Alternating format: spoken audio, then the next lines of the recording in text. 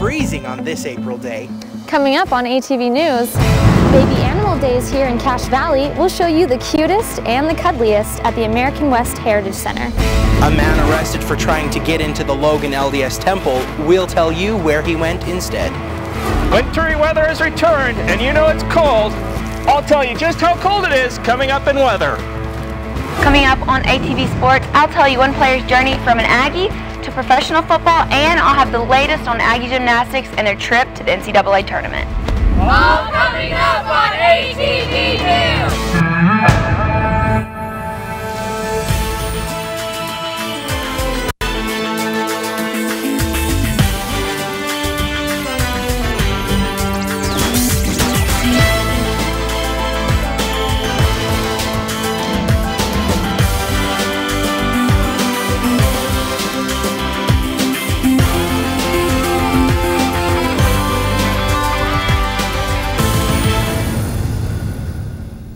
Welcome to ATV News. I'm Kelton Wells. And I'm Marie Tietza. The American West Heritage Center hosted their annual Baby Animal Days Festival over the weekend, and they have a little more than your typical farm animals to look at. All downhill. Baby Animal Days, one of northern Utah's favorite springtime events. My two best friends drove up from Salt Lake just to come for Baby Animal Days. Children and even adults couldn't resist holding these cute little animals. Chicks, piglets, and even bunnies were a big hit in the petting zoo. But the main attraction were the baby bears from Yellowstone. The baby bears were my favorite. Volunteers at all ages helped at this event. Have people to have a chance to know the goats, to see what they feel like, to see how they act. While other volunteers helped groom the animals. So as I do the cutting, I'm not cutting with the blades parallel to the skin because I can pinch and cut them. But as I slide the lower blade in and I close it, I tip it up. But if volunteering isn't your thing, there are other ways you can help out the animals. You can actually go home with some of these little furry creatures. Or you can always keep your distance. Courtney Robinson, ATV News. If you didn't make it to the Baby Animal Days Festival, the American West Heritage Center has extended the baby animals portions of the festival to April 13th, 20th, and 27th at 11 o'clock a.m. A Logan man was taken into custody last week after he walked into the Logan LDS Temple and made his way to the women's dressing room. The incident took place just after 7:30 a.m. Thursday morning when Kelly J. Packer of Logan walked past the reception desk and into the temple. Temple staff stopped him when he got to the women's dressing room and escorted him out of the building. Police took Packer into custody on an outstanding warrant from May of 2011 for not completing court-ordered mental health treatment. The LDS Church does not plan to press charges. Are cardboard towers becoming a new site for Utah State's campus? Not quite, but a world record attempt at the world's largest cardboard fort took place right here at USU on the quad. Old Main, proud symbol of our school's heritage, and on the quad, a replica of Old Main being built out of cardboard boxes, and students who are trying to set a world record. We want to do something that was unique, show how much fun we can be to live on housing. And people young and old came together to try and build the giant box fort, all in an attempt to show school spirit for residents on campus. And at South Campus, we decided to put on a program to attempt to break the world record for the largest cardboard box fort sculpture. South Campus is putting on honestly, it's a campus-wide program to celebrate housing and everything that we do for students who live on campus. Students tried to be faithful to Old Main with a giant tower and broad sweeping hallways. Building Old Main, box by box, has got to be easier than building it brick by brick. Sadly, this was not the case, as students worked feverishly to try and build Old Main up, while the winds kept tearing it down. A lot of blood, sweat, and tears. I guess at this point, lots of tears because it keeps falling over. Perhaps another year, students will be more successful in their endeavors to recreate Old Main. Randall Henry, ATV News. While students didn't make the world record this time, the project did show a fun way to recycle. An 81-year-old Hiram man has died after he sustained third-degree burns on over 90% of his body. Ray Jessup was burning weeds along his fence line with a small propane torch last Wednesday when his clothes caught fire. Neighbors found Jessup Wednesday morning with his clothes still on fire and called 911. He was first transported to Logan Regional Hospital immediately after paramedics arrived, and soon after to University of Utah's Burn Center, where he eventually succumbed to his injuries early Thursday morning.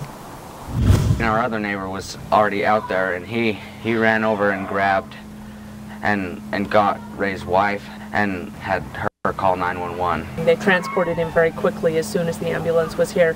My older son, said they had him off of the property probably within 2 minutes of when the ambulance arrived. Neighbors say he had been living there for decades and was always very particular about his yard. When we come back, a car crash on 1400 North will tell you what happened to the cars and the people involved. I'll tell you why 12 schools from all over the western U.S. are gathered right here at Hiram Reservoir. And would you build something only to have it destroyed? Well, college engineering students did just that. We'll show you what it was after the break.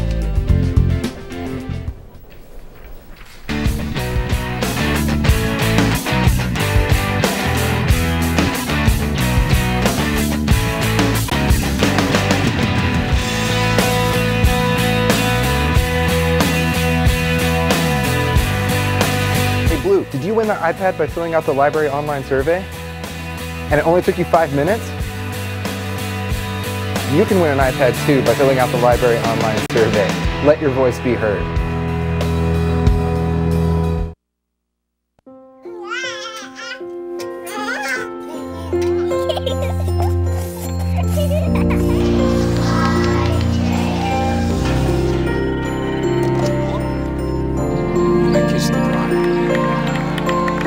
A full life, measured in seats, starts with the right ones early on. Car crashes are a leading killer of children 1 to 13. Learn how to prevent deaths and injuries by using the right car seat for your child's age and size. Meet David York, renowned physiologist at Utah State University's Center for Advanced Nutrition. Meet Andrew Bergen, avid mountain biker and a sophomore biology major working with Dr. York. Together, they are studying the plagues of our century, researching ways to reduce obesity, cardiovascular disease, diabetes, hoping to shape the future.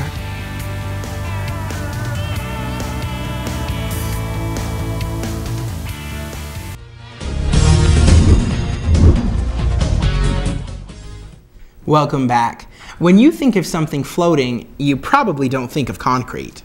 That's what 12 engineering schools did when they joined in a concrete canoe competition. Jenna Lynn is live to tell us more. Jenna? Thanks, Marie. Yeah, well, when I think of concrete, I think of, strong, sturdy, like a foundation. I also think of heavy. Just this little piece alone weighs about 15 pounds. But civil engineering students from all over the Midwest came and built canoes out of concrete that were anywhere from 1 to 400 pounds and up to 22 feet in length. I went out to find out how they accomplished this.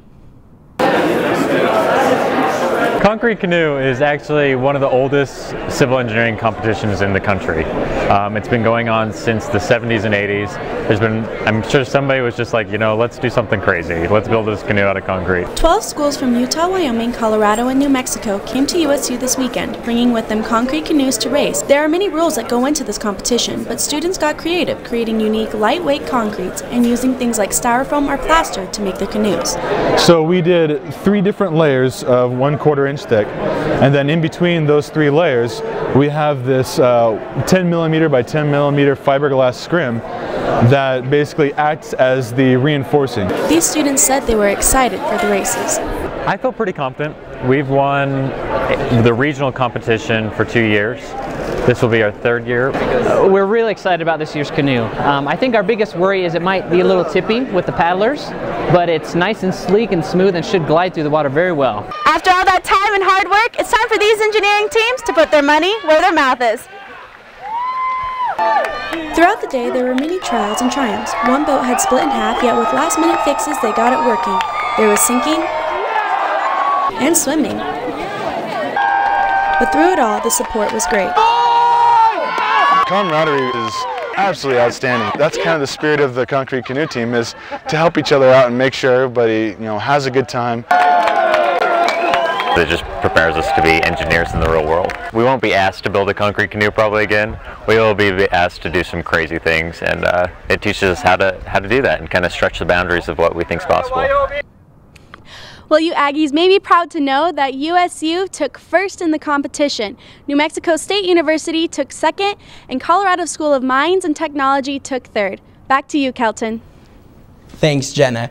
The canoes were judged based on the presentation, technical presentation, and dimensions, as well as how well they did in the race.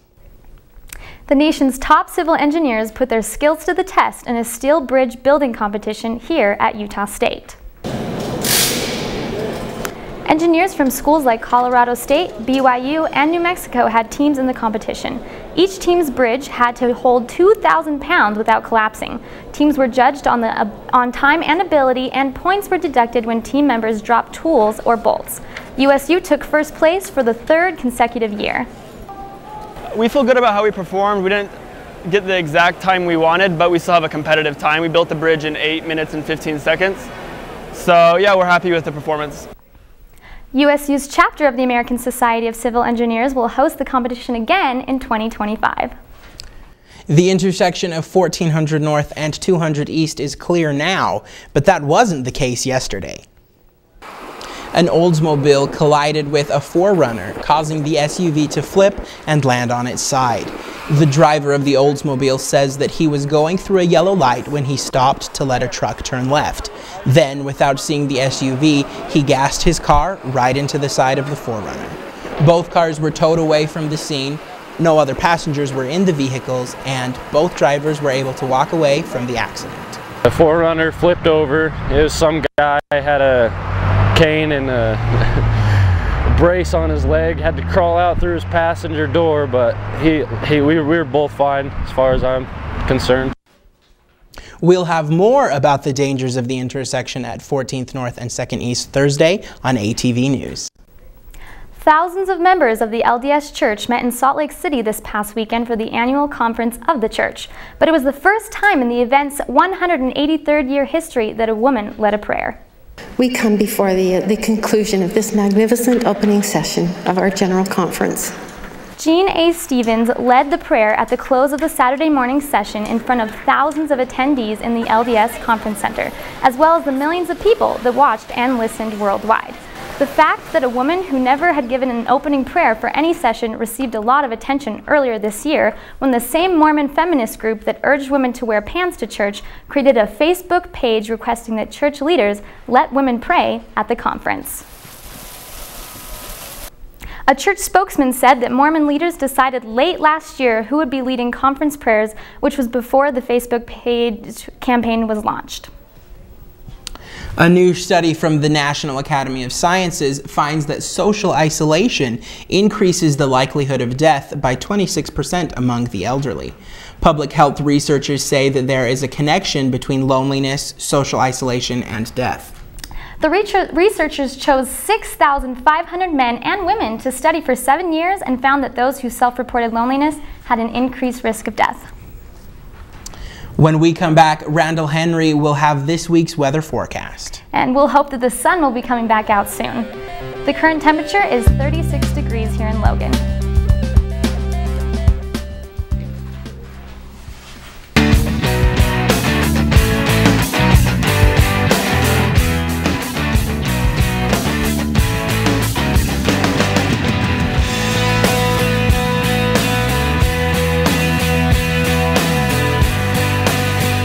Did you win that iPad by filling out the library online survey? And it only took you 5 minutes? You can win an iPad too by filling out the library online survey. Let your voice be heard. Hi, my name's CJ. A few years ago, my father became seriously ill. I did what I could do before he passed, but it took its toll. I lost my job, my house. I'm getting back on my feet, but I don't know when there'll be food on the table. How'd I do, CJ? We could be twins. Well, cousins, maybe. play a role in ending hunger. Visit feedingamerica.org/hunger and find your local food bank. Crack yellow.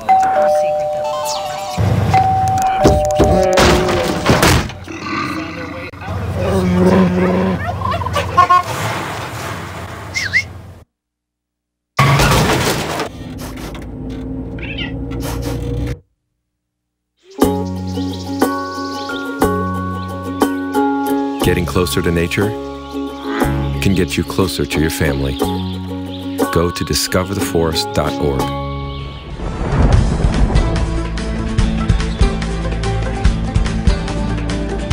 So, are you guys as excited about the snow as I am? No. No. I'm not really either. I just thought I'd see if either of you were.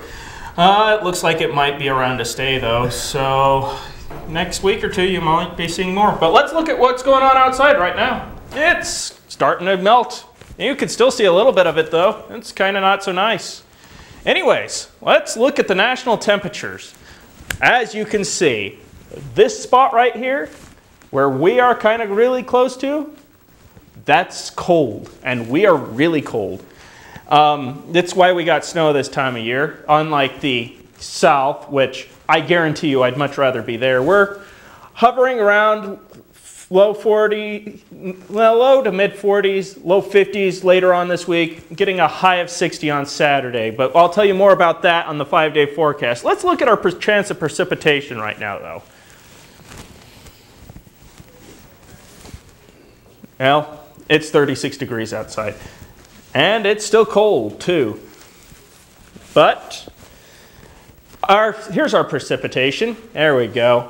And we've got a fairly good chance of precipitation this week, around 50% chance later on, and I'll tell you more about that. But as you can see, we're kind of in this little area throughout the Midwest and Colorado, northern mid-Rockies section that's kind of getting a lot of water right now, and we'll be seeing a little bit more of it as the week goes through. Now let's look at our 5-day forecast. Okay, to start with, today, high 44, low 28. It was cold. We had some snow. Tomorrow, we have a high of 54, low of 33, 50% chance of rain. That's like tossing a coin and finding out if it's going to happen or not. I don't even know what just happened there. I can't flip a coin.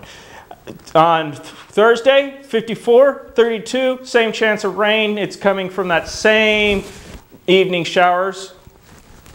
Friday is 58 with a low of 37, and Saturday 60 with a low of 33. And it is going to be beautiful, but then next week it's not going to be so great. So we should probably expect some showers and a little bit of more cold weather than we had last week. Yeah, pretty much that's what's going to be happening. Darn it. Well, thanks, Randall. Thanks, Randall. When we come back, Courtney Robinson will tell you why softball played in Kaysville this weekend. And how our predictions for the NCAA champion panned out coming up on sports.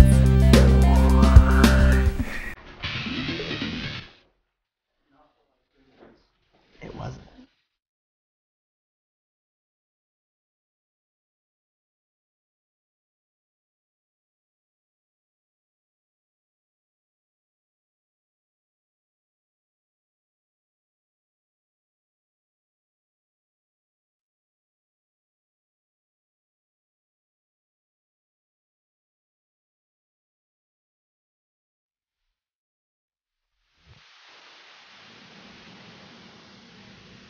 All your cares are over. Not so fast there, pupil. You still need to decide on a career. Don't worry about that, announcer guy. Come on into the Career Center, located in the University Inn, and discuss your goals and concerns with advisors who are here to help you get into the fields that you're interested in. There are many resources, including counseling, a career coach, publications, professional interviews, and much more to help you get that job. The Career Center, 797-777.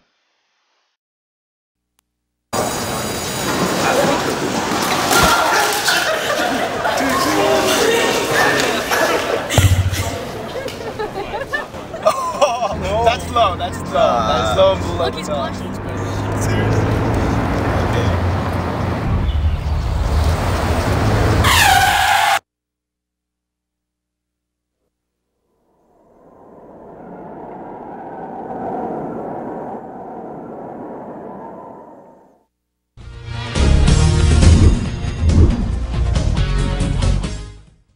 Welcome to your ATV Sports. I'm Courtney Robinson again, bringing you the latest action from the court to the field, starting now.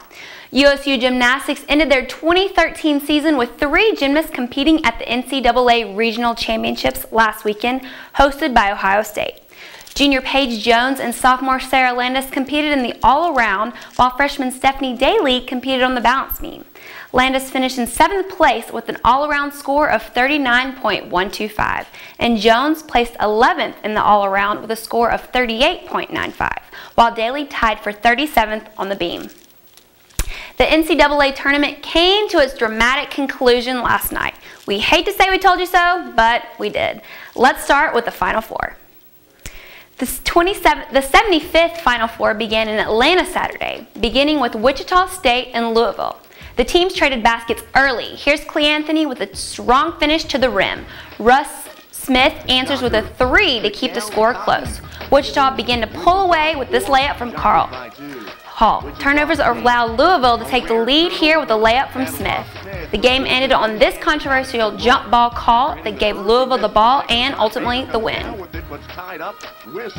On to Syracuse and Michigan. Syracuse started quick with a 3 from C.J. Fair.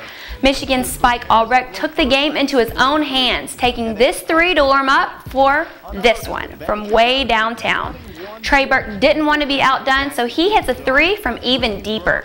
Syracuse had one last possession to tie the game, but they go for the layup that wouldn't have even helped at all. Michigan wins 59-56.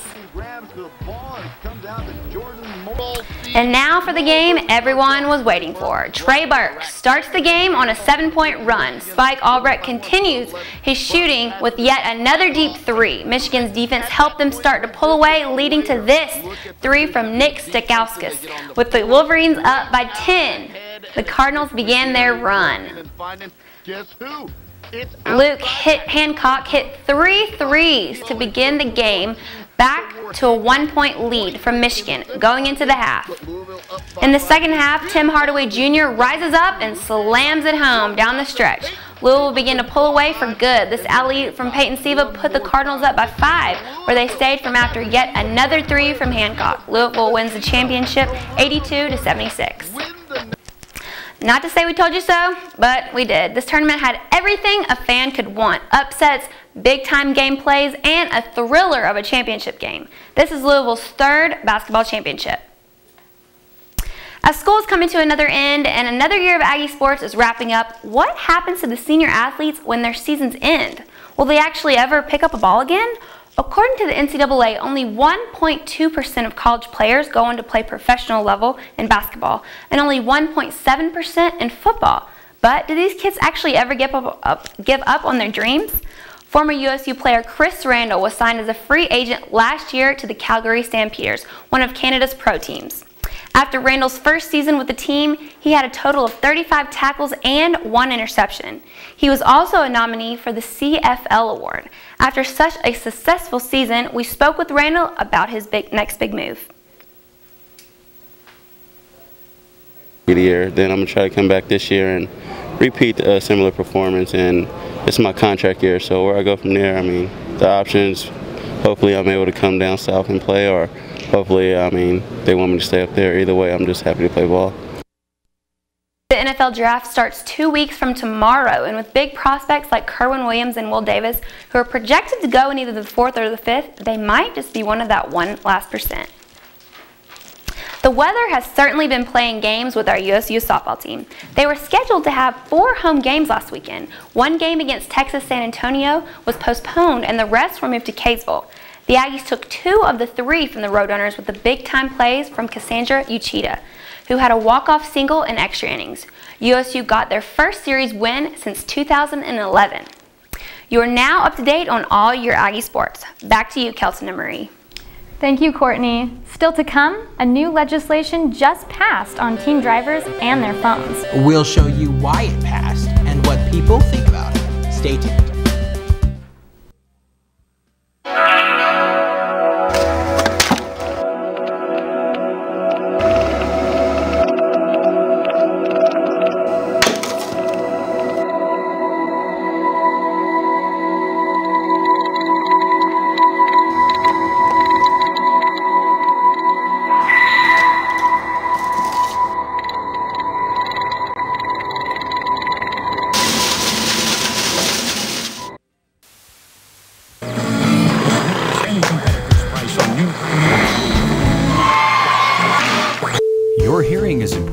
Take care of your ears. The USU Speech, Language, and Hearing Center offers a full audiometric evaluation. A hearing test for students costs just $15 and is also open to the general public. Custom earphones and plugs can also be made along with a full examination of the overall health of your ears. Hearing. It's a precious thing.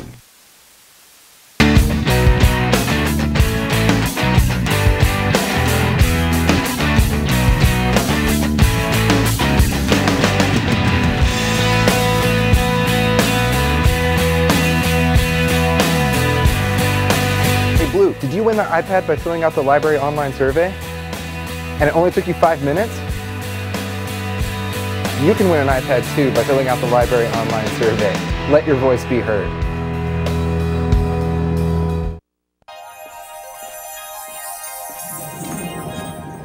Can you consent with me? Imagine what you'd see if every child had a book to read. 'Cause every kid across the nation deserves a book to read, and we can make it happen right now. No, I don't know what you've been told, but kids with books learn so much more. So the mission is for us to get a book to each and every child. So let's join hands, book people unite. On earth, hidden passion. Come on, we'll have a good time. Living seeds of inspiration to motivate some magic. To change the writing on the wall. Writing on the wall. One can make a difference. One book can inspire a child. One book can be the first little thing that helps to change a life. People unite. Read to a child today and spark a lifetime of ambition.